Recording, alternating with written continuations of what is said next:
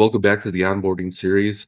Another video that needs to be broken out by itself uh, because of future enhancements that are on the way. Um,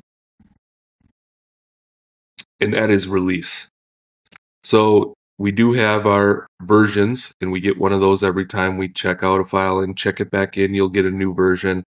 But to submit a file for release, you can do this from the file list in the workspace, or you can do it right here from the viewer.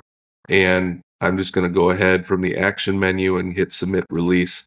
We do know that the approvers right now are anybody with the owner role are approvers, and currently our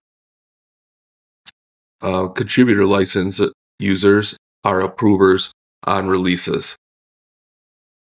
And with here, as we know, with Sibe, we don't allow releasing assemblies without the children either being previously being released or released at the same time. So you're not going to be able to release an assembly and not have all the parts released as well.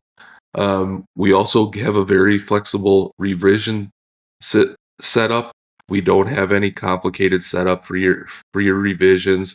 It goes too far, and the setup becomes far too intense. Whether you're using letters or numbers, are you using minor revs or some referred to as point revs, so A.1, A.2, A.3, and then are you having separate releases for prototypes as well? So you're using numbers for prototypes and letters for releases.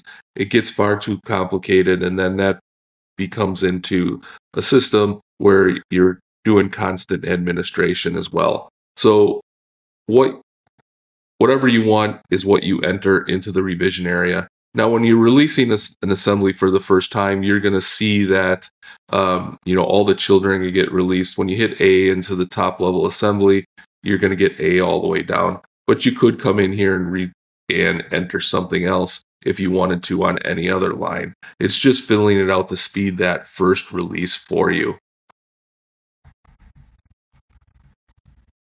Add your release notes from there and go ahead and hit submit.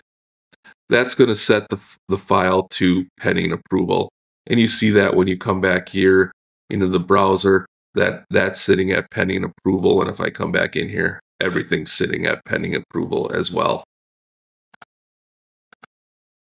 From there, it's still an action menu. It's just more of a button now for pending approval. You see everything's pending approval.